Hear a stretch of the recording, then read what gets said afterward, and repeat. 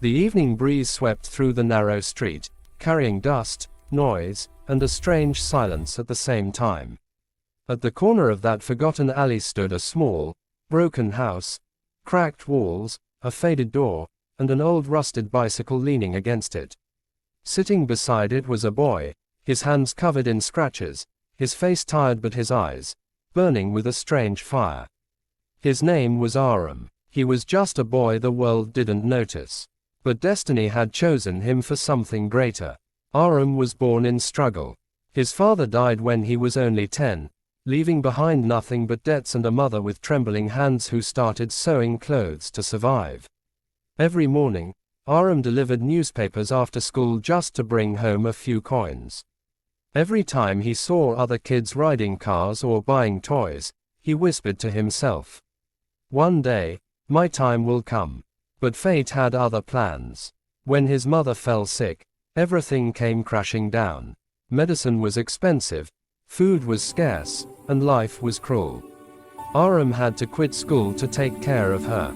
He worked long hours, cleaning shops, washing cars, doing anything to survive. And one night, after losing his mother too, he stood under the dark sky, tears running down his face, whispering, "God, if you've taken everything from me, then at least give me strength. I won't give up." That moment changed his life. He went to sleep as a broken boy, but woke up as a warrior.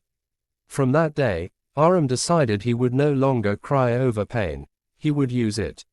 Every scar, every loss, every failure would become his weapon. He started small, shoe polishing on the street, carrying loads for shopkeepers, cleaning stalls in the market. He did it all. People mocked him. Look at him, they laughed, he'll always be a poor street boy.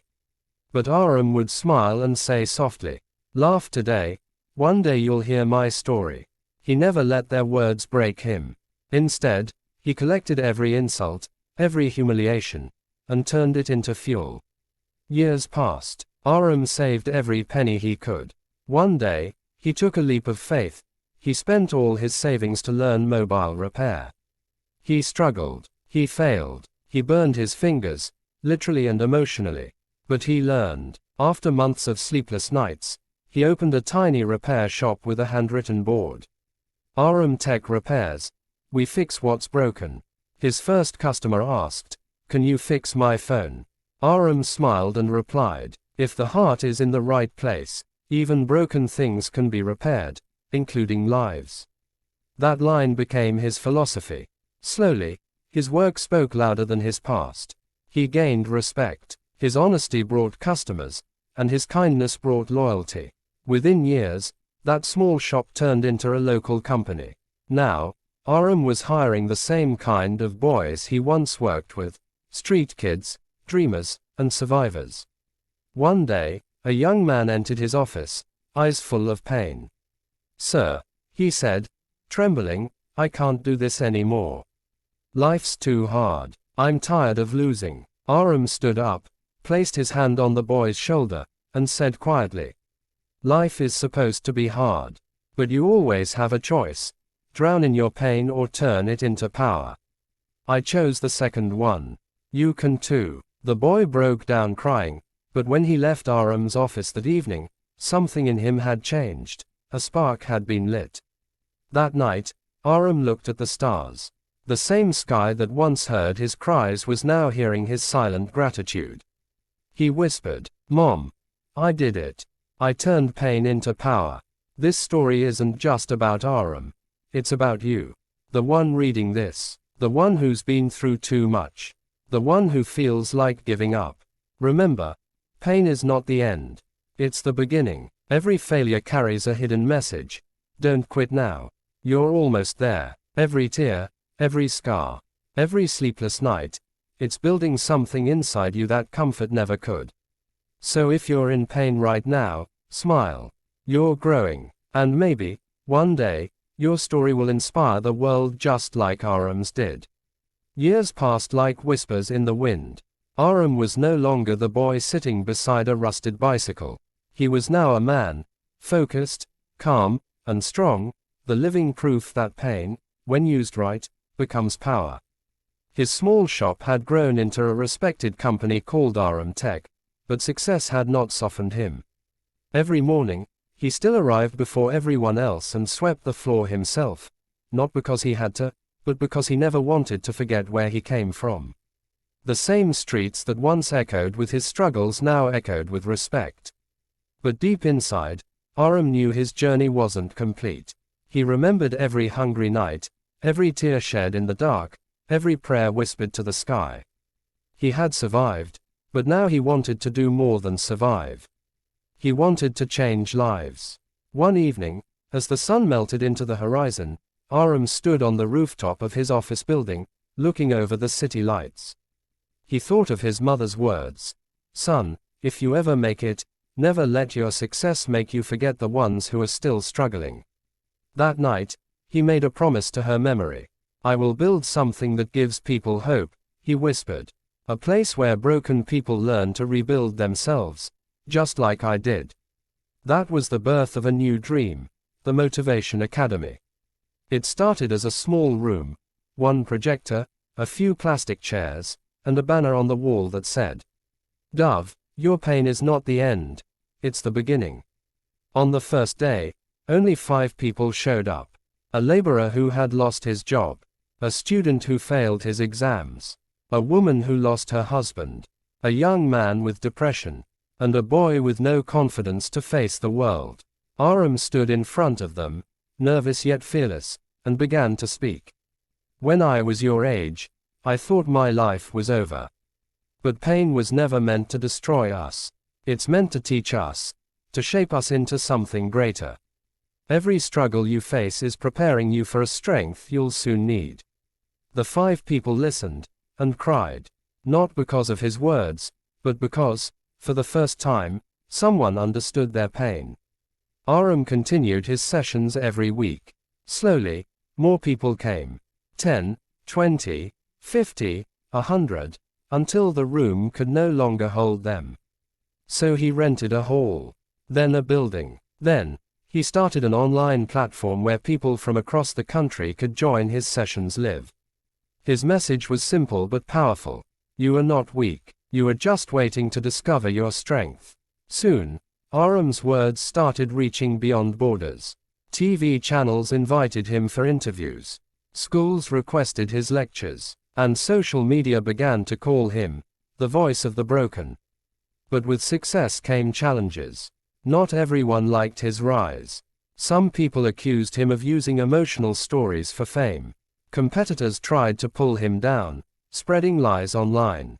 One day, after reading harsh comments on social media, Arham sat quietly in his office. His friend Imran asked, "Why don't you just fight back?" Arham smiled and replied, "Because truth doesn't shout, it shines. Let them talk. I'm not here to prove, I'm here to serve." Those words silenced everyone around him. Instead of replying to negativity, he focused on his purpose. He started a free education program for underprivileged youth, teaching them not only job skills but also self-belief. He often said, "If you want to change your life, start by changing your thoughts." The battle is always won in the mind first. One winter morning, Arham visited an orphanage to donate supplies. A small boy there, around 10 years old, tugged at his sleeve and asked, "Uncle, is it true that people who are poor can still become successful?" Arham bent down, smiled, and said, "Yes, little one, I was poor too. But success isn't about money. It's about refusing to give up. As long as you keep trying, you're already winning." That moment became viral. Someone recorded it and posted it online with the caption, "The man who turns pain into power, and shares it with the world." Within days, the video hit millions of views. People from different countries started reaching out, asking Arham to share his journey. He traveled, gave speeches, and inspired thousands. But deep down, he always remained that same boy from the alley, humble, grounded, and grateful. Then one night, while preparing a speech for a global event, he looked at the mirror and saw his old self, the boy who had once cried for food, who had lost everything, who had stood alone under the sky and promised never to give up. He smiled at his reflection and said softly, "You did it, my friend. You turned your pain into power, and your story into light." On stage the next day, Arham began his speech with the same words that changed his life years ago. "If life takes everything from you, ask it to give you strength. Pain is not your enemy, it's your greatest teacher." The audience stood up and clapped endlessly. People were crying, cheering, and whispering to each other, "This man is a miracle." But Arham didn't see himself as a miracle. He saw himself as proof that no matter how broken you are, you can rebuild your life from dust and make it shine brighter than ever before. He ended his speech with these lines: "Don't waste your pain. Use it. Don't hide your scars. Show them, because they tell your story. And that story might be the reason someone else decides to live one more day." The crowd erupted with emotion. That night, Arham received thousands of messages from people saying, "You saved my life." And as he sat alone on his rooftop later that night, he looked at the stars again and whispered, "Mom, I didn't just survive, I helped others do the same." The wind blew softly, carrying his words into the endless sky. And for the first time in years, Arham didn't feel the weight of pain, he felt peace. Because when you use your pain to light someone else's darkness, you never truly lose. Crescent Moon. Arham's life was no longer the same. He was still the boy who had once been broken. But now, his scars were no longer his weakness, they had become his strength. Where tears once fell, now there was a smile. Where hopelessness once lived, now there was hope. People often asked him, "Arham, how did you become so strong?" He would smile softly and say, "I didn't let my story end with pain. I turned it into a new beginning." His words touched millions of hearts. His lectures pulled countless people out of the darkness. His book, From Pain to Power, became a bestseller. And the boy who once searched for light was now the light for others. Under the silent night sky, Arham would often sit alone, looking at his mother's picture, whispering, "Mom, I kept my promise. No one else will be alone now." A gentle breeze would flow, as if the heavens themselves smiled with pride.